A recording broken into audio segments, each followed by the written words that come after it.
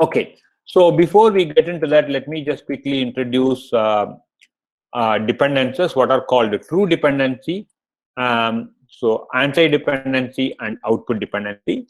Let me illustrate this by means of this example here. So here we have a sequence of instructions, right? And as you can see, the first instruction does a copy from R7 register to R3 register. The second instruction uses R3. The second instruction uses R3 as a source operand and does a memory load into R8 register. The third instruction also uses the R3 register and then adds 4 to it and writes it into the R3 register. You can see that there is a dependency, what is called a true dependency. The value produced by, the value produced by the first instruction, right, is actually what is being used by the second instruction over here. This dependency is what is called true dependency, or what is called read after write dependency. This dependency always has to be honored.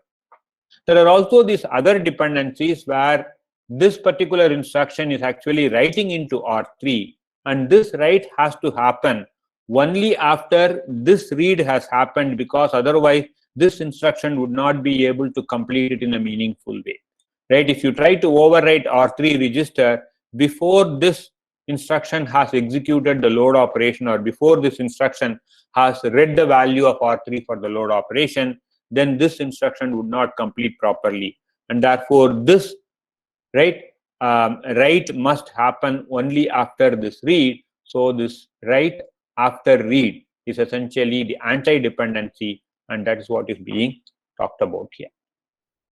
Okay, the third type of dependency is output dependency, which happens because both the first instruction and the last instruction, they are using the same register R3, and the order in which they have to write has to be observed. For example, if you allow the third instruction to do the write first and then allow the first instruction to do the write, then obviously there would be a problem, because subsequent instructions which are over here, which are expected to use the value of R3 computed using this, right, may miss that and may just use the value of R7, which is wrong, right? So this dependency is what is called write after write dependency. We will focus more on the read after write dependency and how that would introduce stalls in our pipeline. Okay, so this is the ideal pipeline in which you have these 5 stages, right?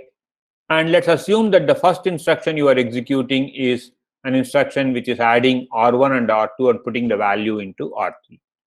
If the second instruction actually uses, right, R3 as a source operand, then you can realize that the first instruction is going to produce the value of R1 plus R2 and write it into R3 only during the write back stage. But the second instruction is trying to read the value of R3 during the instruction decode phase, which is time step 3, whereas the value is going to be written into the written into the register only in the write back stage of first instruction, which is time step 5. So this kind of a problem, that is because of this true dependency between the ith instruction and the I plus 1th instruction, right? The value of R3 is being updated only in cycle 5, whereas you are trying to read it for the I plus 1th instruction in cycle 3, and this causes a problem, and therefore the pipeline has to be stalled, because if you want to read the value meaningfully, you have to wait until cycle 5, or at least wait until cycle 4 is over, and during cycle 5, when the write is happening, you can read that. So both the I plus 1th instruction and the I plus 2nd instructions have to be stalled, and the I plus 1th instruction would start doing the instruction decode after cycle 5, when it can actually read this. This is what we call as the pipeline stall due to dependencies, right? The processor architecture would have hardware interlocks to detect these dependencies and stall them. So if you have a dependent instruction which is following the producer instruction immediately, then you are likely to have stalls.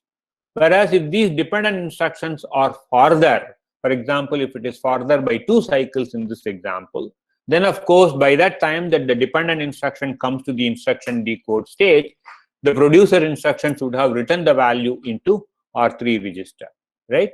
And that would have been an acceptable solution. So from a compiler writer's point of view, one solution that we can give for data hazards is that as far as possible, try to move these dependent instructions further from the producer instructions, right? And when you do that, you have to make sure that the dependencies are satisfied.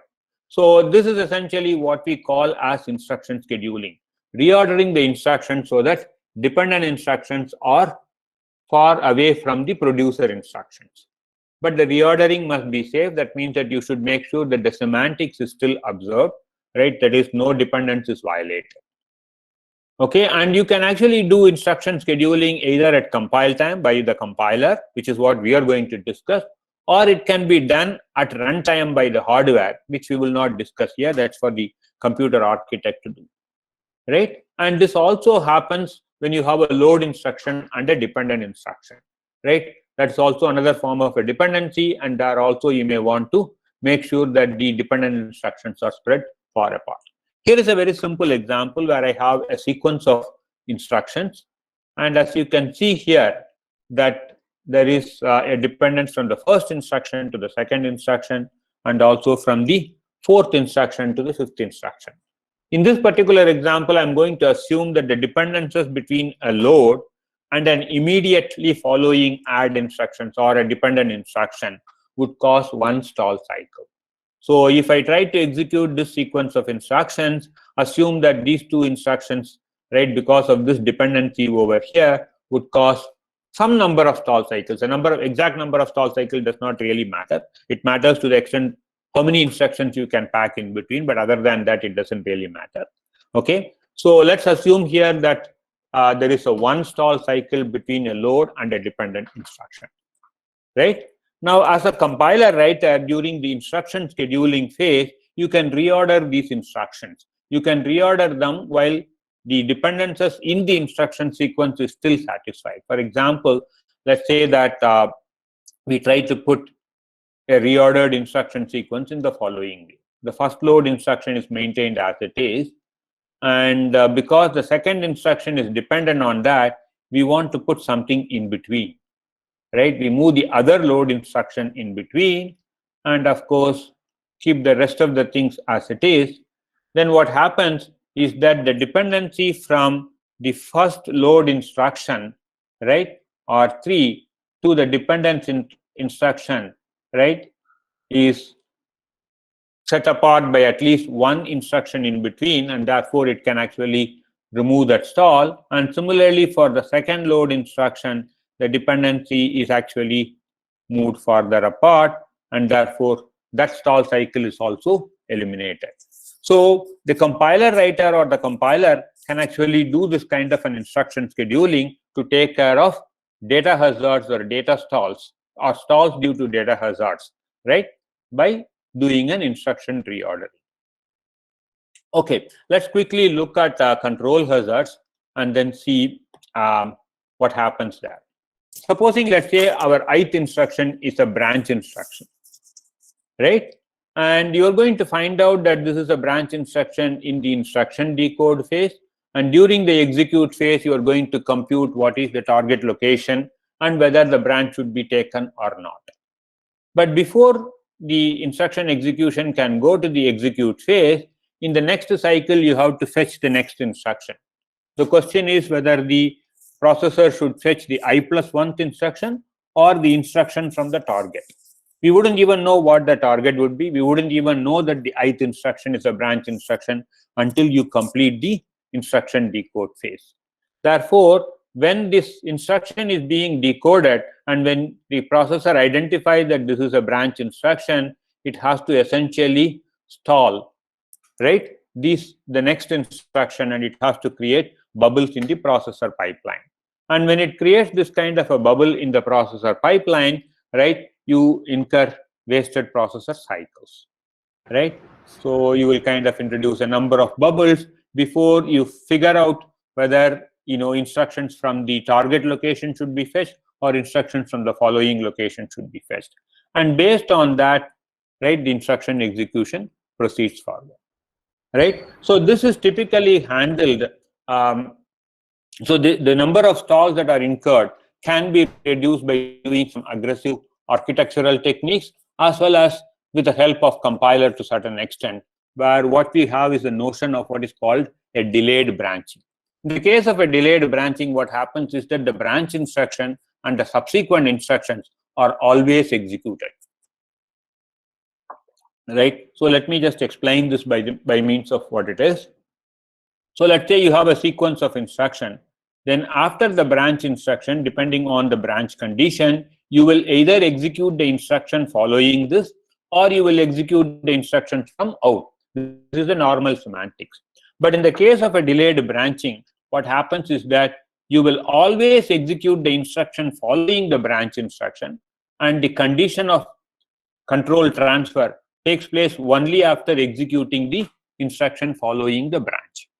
The idea here is that that particular instruction can be used to avoid the delay slot that you were talking about, or to avoid the delay stall that we were talking about in terms of pipeline execution.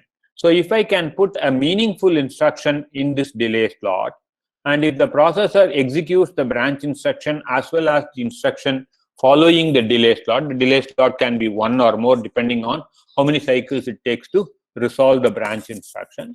Then what happens is that, right? Then what happens is that that stall cycle is not wasted. It's no longer a stall cycle. Some useful instructions are being executed.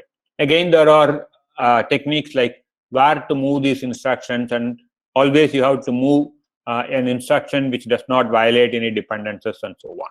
For example, in this particular instruction sequence, right, the branch instruction is not dependent on the add instruction. Therefore, the compiler can do an instruction reordering and move the add instruction into the branch delay slot. First, execute the branch instruction and then execute the add instruction. And when it executes the add instruction, right, in the delay slot, it could actually save the stall due to conditional transfer or branches. Okay, so that's again what the compiler can do. Essentially, the idea here is that the compiler is trying to do some kind of an instruction reordering to avoid certain stalls due to control hazards. So we saw this instruction reordering for both, for saving stalls due to data hazards and control hazards. We will talk more about instruction scheduling when I come back and talk about machine dependent architectures.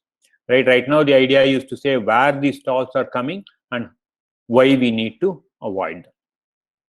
Okay, now let me skip the details of how exactly you will fill the slot, because that may not be very relevant here, and move on to the next set of topics. In fact, I want to cover instruction level parallelism very quickly, and also memory hierarchy to a certain extent.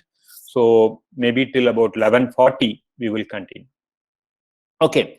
Now, so we saw simple pipelined processors and pipelined way of executing instructions, but you may want to, modern processors are capable of, issuing and executing multiple independent instructions and thereby exploiting instruction level parallelism.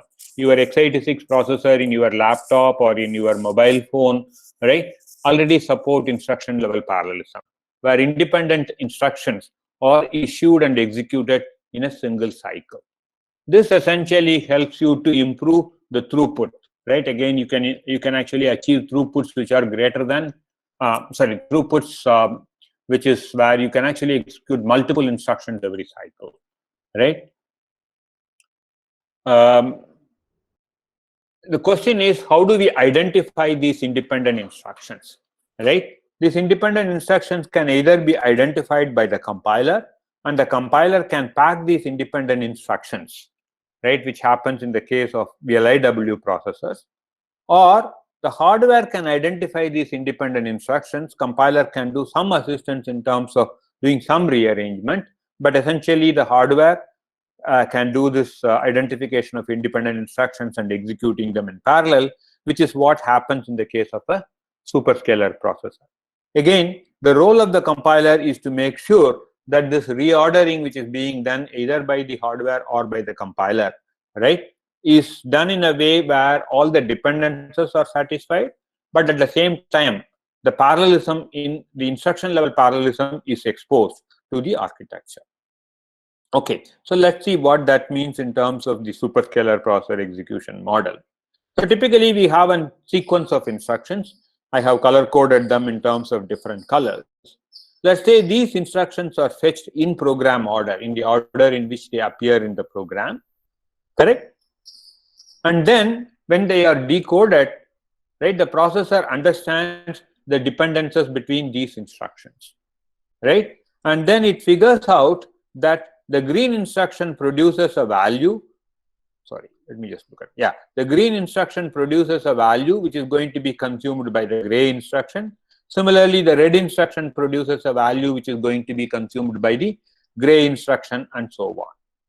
And it also figures out that there is no dependency between the green instruction and the red instruction, or between the red instruction and the blue instruction. In other words, it figures out that the green, red, and blue instructions can be executed in parallel. Right? In the case of a superscalar architecture, this is determined by the hardware during execution. Right? And then what happens is that depending on the available functional units, right, whichever instructions which are not dependent on any operands, or which are independent, or which are data ready, are issued to those functional units, right, and they get executed. So for example, let's say in the first cycle, the green instruction and the blue instructions are executed. Then in the next cycle, the red instruction is executed, right? And as soon as the blue instruction completes its execution, the purple instruction can go for execution, and that goes in the next cycle. The gray instruction can only execute after the red and green instructions have completed and becomes data ready. So that happens in the next cycle. So all of this is done by the hardware. The hardware understands what is the relationship, or what is the dependencies between these instructions, and when can an instruction be issued for execution, and when it completes, what other instructions get ready, and so on and so forth. Right? That's essentially what is the superscalar execution model.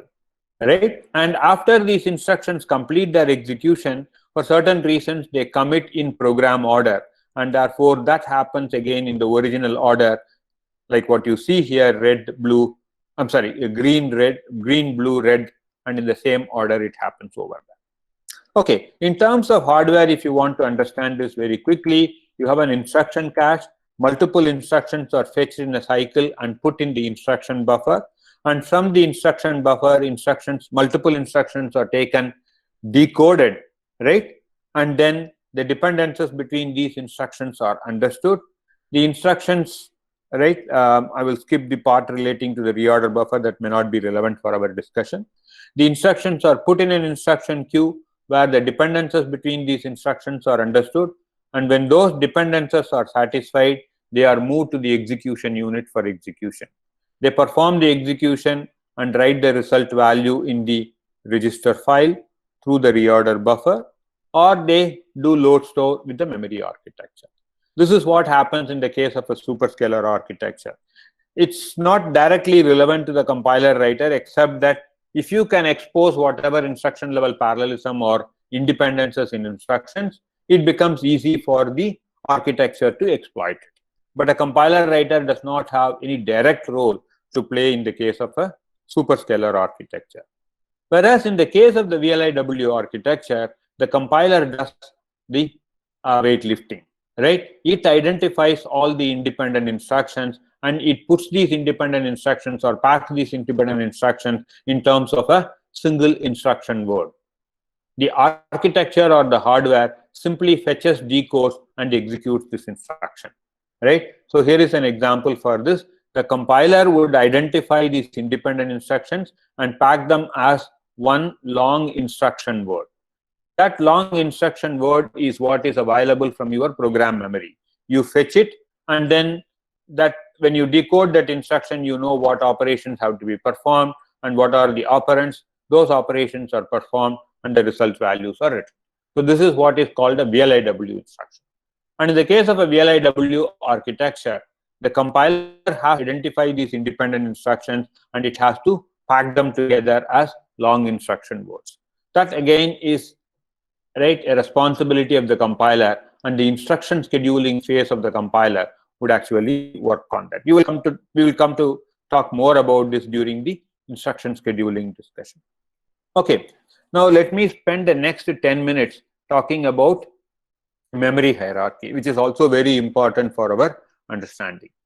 Right, all of you know about memory hierarchy. You know that, right, the memory hierarchy consists of the main memory, the multiple levels of caches and registers and so on.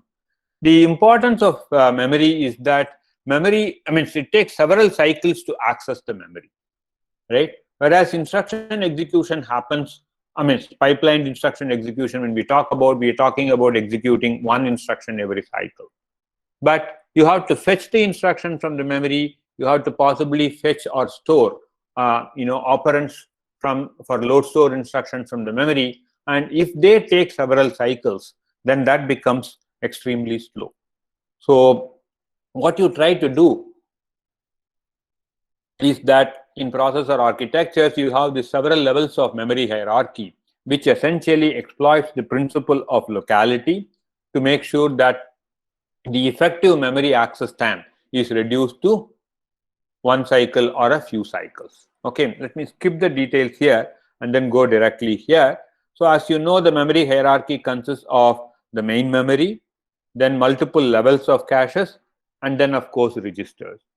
And as you go down the memory hierarchy, right, the size of the hierarchy increases. For example, you have few tens of registers, maybe few tens of kilobytes of L1 cache, maybe hundreds of kilobytes of L2 cache, and maybe a few megabytes of L3 cache. Then of course you have memory which could be in the order of maybe a few tens of gigabytes to maybe even hundreds of gigabytes. And of course underneath that you have the secondary memory, which is the disk, which is in the order of maybe hundreds of gigabytes to terabytes. But if you look at the access time in the memory hierarchy, the access time goes the other way, right? It's possible to access your processor registers in less than a cycle. If you are wanting to access your caches, it takes from a couple of cycles for L1 cache, maybe to 5 cycles for L2 cache, and maybe to few tens of cycles for L3 cache. But to access the main memory, it takes several hundreds of cycles. And if you want to access the secondary storage, then it takes several tens of milliseconds, which could be in the order of 10⁶ processor clock cycles, right? So that's really the memory hierarchy. And the reason the memory hierarchy works is because of the principle of locality. The principle of locality essentially is divided into temporal locality and spatial locality. In temporal locality, we talk about the same data item being accessed again and again in time. That is temporal locality.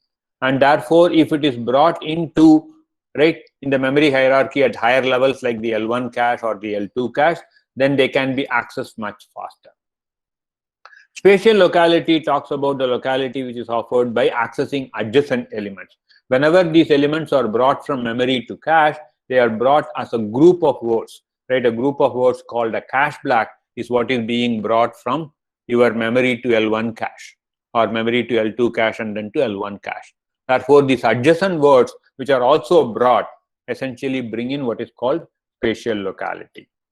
Right? Typically, you will have multiple levels of caches, L1 cache, L2 cache, and so on. If the data item is available in L1 cache, it can be accessed in 1 or 2 cycles. If not, you first search in the L1 cache. If it is not there, then you go to the L2 cache from where it is accessed. Maybe it takes a few tens of cycles. And then if it is not there, it has to go to the main memory. Right? Typically, we talk about locality. And the locality is available both in instruction access as well as data access. As I mentioned, you also talk about L3 caches. So one thing that we talk about in terms of memory and memory hierarchy is that how does the memory hierarchy reduce the average memory access time? The average memory access time is essentially calculated if most of the time you are going to get the data from your L1 cache, right? Then the access time is essentially determined by L1 cache's access time. So for example, if I say 90% of the time I'm going to get the data from L1 cache, and L1 cache has only one cycle access time, then one cycle access time initially, and then for the remaining 10% of the data which is not there in L1 cache, I have to get it from L2 cache, right? So whatever is the access time from the L2 cache. And let's say if in that 10%, 5% is available in L2 cache, then that 5% is going to get access time from L2 cache. The remaining 5% has to come from memory, and that is the access time of the memory. So in this particular example, we will say the time taken is equal to one cycle for L1 cache access time plus 0.05 multiplied by L2 cache access time plus 0.05 multiplied by memory access time. So that's essentially how you calculate the average memory access time. This formula is a simple formula assuming only one level of memory hierarchy, only L1 level.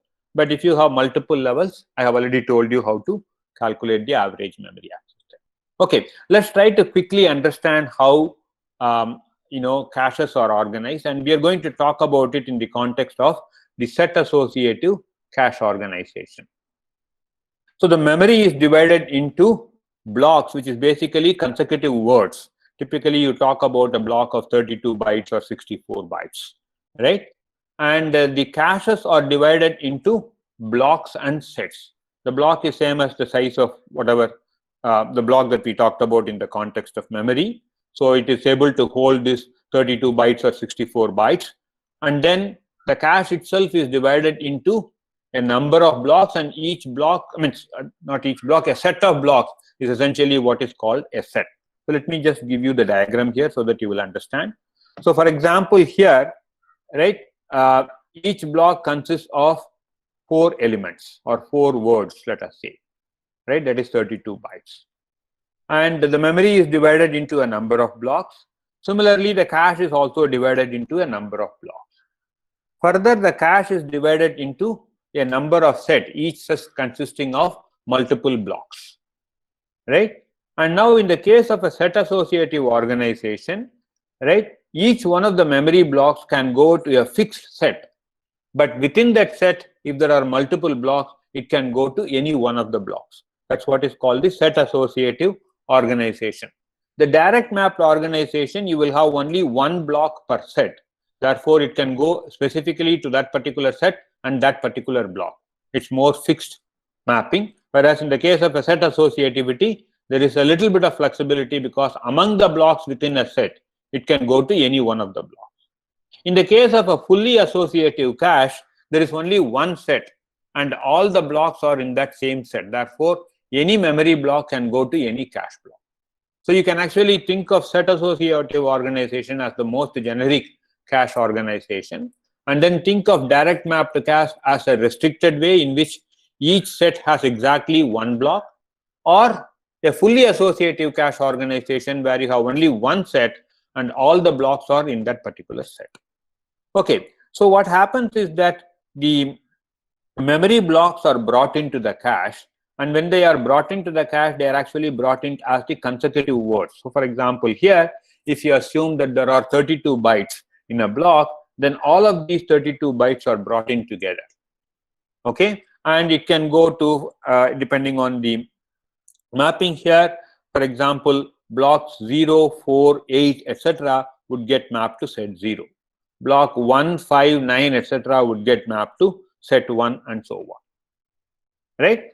All right. So why are we talking about all of these things? Now, again, from the compiler perspective, we need to understand when a program is accessing the data items, is the accesses kind of contribute to data locality or not, right? We could actually write some programs in which the data locality is completely ruined and the processor essentially gives you, the caches do not give any benefit at all. Let's try to understand that with the help of one example over here, right? Before we do that, we will simply say how exactly are the memory blocks identified, whether they are in the cache or not. Many of you would have gone through this exercise in your undergraduate course in computer organization. I will not go into the details, but essentially point out to the fact that the address is divided into 3 parts. What is called the offset part, which is essentially used for accessing the data item within a block. The index part, which is used for accessing which set or which block is, I mean, if it is a direct map to cache, which block is going to have the data item. And the tag essentially tells you whether that particular and the block that we are talking about contains the memory block that we are interested in, right? So it is essentially divided into these 3 components. Okay, now what are we doing in terms of time? Okay, right. Now let me do one thing instead of rushing this. Let me stop here and maybe spend 5 minutes or 10 minutes in the next class that I'm going to deal with, and then talk about it. I will post these slides for everybody to access, and you can actually go through the example and see if you can understand it, right? Maybe that's a good idea. Instead of rushing this in 2 minutes, what I will do is I will post the slides in the website that the volunteers have provided. You can access them and you can have a look at it. And hopefully when I come back on Thursday, I'll try to complete the rest of the discussion, and then from there we will take it forward. Okay,